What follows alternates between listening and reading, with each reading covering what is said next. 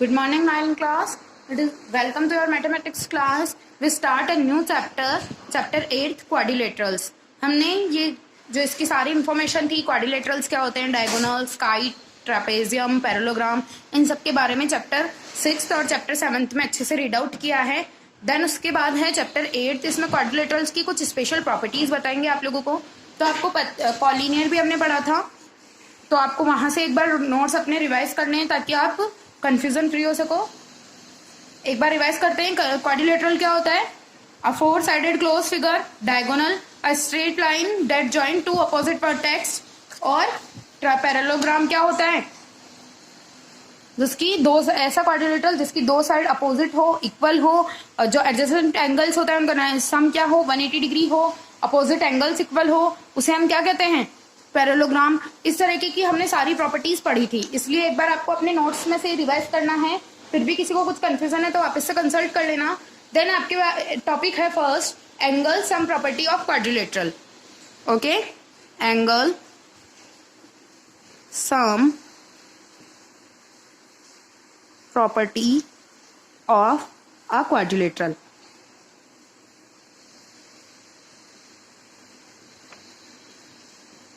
Okay, यहां पे आपके पास एक क्वाड्रिलेटरल, सपोज कैसा भी आप क्वाड्रिलेटरल बना सकते हो. इसके अंदर फोर साइडेड क्लोज फिगर होना चाहिए, बस वो. ठीक है, ये क्वाड्रिलेटरल है. मैंने इसके अंदर एक डायगोनल बनाई, तो आपको बताना है कि जो इसके एंगल्स है, सपोज ये ए, बी, सी और ये डी. तो जो इसके एंगल्स है, angle A, angle B and angle C and angle D, इनके सम कितना होगा आपको ये प्रूफ करना है. तो यहाँ पे मेरे पास सपोज मैंने इसको एंगल 1 लेट किया, इसको angle 2, angle 3, angle 4, angle 5 and angle 6. ठीक है,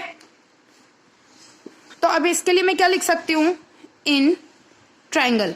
इस ट्राइंगल के लिए अगर मैं लेती हूं in triangle A C D, angle 6 plus angle 3 plus angle 1, angle 6 angle 3 angle 1 is equals to कितना होगा? 180 degree by angle sum property, angle sum property of triangle. ठीक है, हमको क्या पता है कि ट्राइंगल के एंगल्स का सम कितना होता है? 180 डिग्री होता है. यहाँ पे हमारे पास ए सी डी है ट्राइंगल, उसके अंदर angle 1 plus angle 3 plus angle 6 क्या होगा हमारे पास? 180 डिग्री. तो मैं इसको इक्वेशन 1 लेट कर लेती हूँ. ओके, ये हमारी इक्वेशन 1. फिर in triangle A C B, A C B के अंदर देखते हो आप, ए सी बी के अंदर क्या है? Angle 2 plus angle 4 plus angle 5 is equals to 180 degree. Similarly by angle sum property of triangle. तो इक्वेशन 1 एंड 2 ये देखिए, यहाँ पे इक्वेशन 1 लेट की थी तो मैंने यहाँ पे इक्वेशन 2 लेट कर ली. अब क्या कर सकते हैं, अगर मैं इक्वेशन 1 एंड 2 को ऐड करती हूँ, ठीक है, तो मुझे मिलता है angle 6 plus angle 3 plus angle 1 plus angle 2 plus angle 4 plus angle 5, that is equals to 180 plus 180. Okay, इस तरीके से आप लिख सकते हो. अब देखो, एंगल 3 एंड एंगल 4 कितना होगा? Angle C. तो एंगल 3 प्लस एंगल 4 को मैं सी लिख सकती हूँ, एंगल सी, प्लस एंगल 6 किसी के साथ मर्ज नहीं हो रहा है तो मैंने उसको ऐसे लिख लिया. एंगल 1 प्लस एंगल 2 तो मैं उसको लिख सकती हूँ एंगल ए, और एंगल 5 भी किसी के साथ नहीं है तो मैंने उसको एज इट इज लिख लिया. That is equals to 360. तो एंगल 6 क्या है? Angle D, angle C plus angle A, और एंगल 5 का नेम क्या है? Angle B. That is equals to 360. ठीक है, तो इस तरीके से आप एक किसी भी क्वाड्रिलेटरल के एंगल्स का सम क्या प्रूफ कर सकते हो? 360. तो by the angle sum property of a quadrilateral we can say that sum of angles of a quadrilateral is 360. ठीक है, इस तरीके से आपको ये अपनी नोटबुक में प्रूफ करना है अच्छे से लैंग्वेज के साथ. हमने डिफरेंट टाइप्स के क्वाड्रिलेटरल पढ़े थे, जैसे trapezium, parallelogram, rectangle, square, kite, तो आपके उनकी सारी इन सबकी प्रॉपर्टीज को अच्छे से रिवाइज करना है और इन 8 चैप्टर के नोट्स में भी उन डायग्राम्स को बना के शॉर्ट फॉर्म में उनकी प्रॉपर्टीज को आपको राइट डाउन करनी है। देन उसके बाद है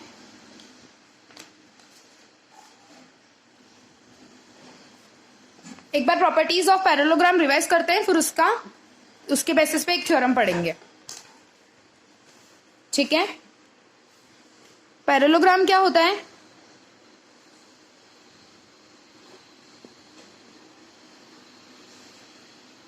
अपोजिट साइड क्या हो? पैरेलल और इक्वल। अपोजिट एंगल क्या हो? इक्वल। एडजस्टेंट एंगल्स का सम कितना हो? 180 डिग्री। तो हम उस ऐसे क्वाड्रिलेटरल को हम क्या कह सकते हैं?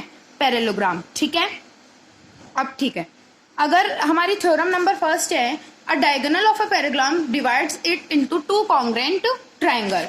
तो अब एक डायगोनल ड्रॉ करते हैं। यहां पे अगर मैंने इसको A B C D name दे दिया, ठीक है, ए बी सी डी एक मेरे पास क्या है? पैरेललोग्राम है। मुझे प्रूव करना है given that A B C D is a parallelogram. Okay, A B C D एक क्या है हमारे पास? Parallelogram. To prove triangle A C D is congruent to triangle A C B.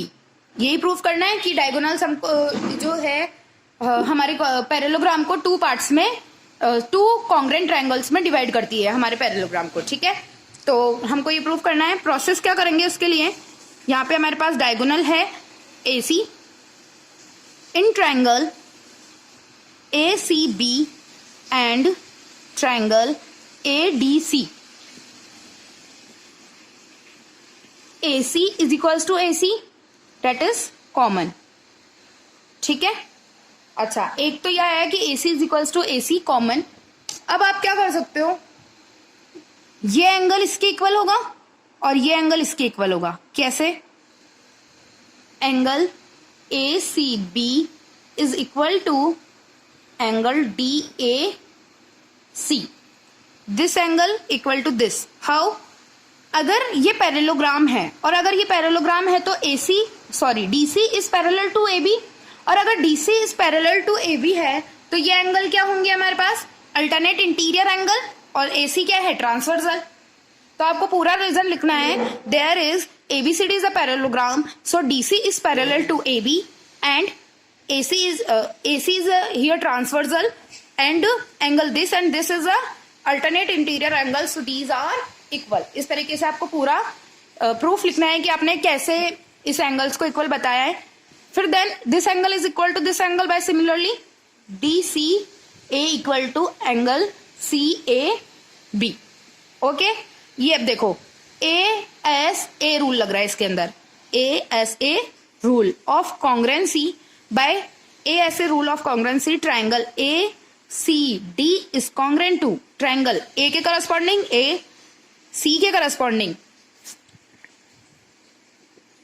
C के corresponding सॉरी A के corresponding A नहीं है, A के corresponding C, क्योंकि अपन ने C से correspond किया उसको, B के corresponding D और D के corresponding A। ठीक है, यहां पे एक second, that is wrong. Triangle ABC is congruent to triangle B part है D के, A पार्ट है C के और C पार्ट है A के।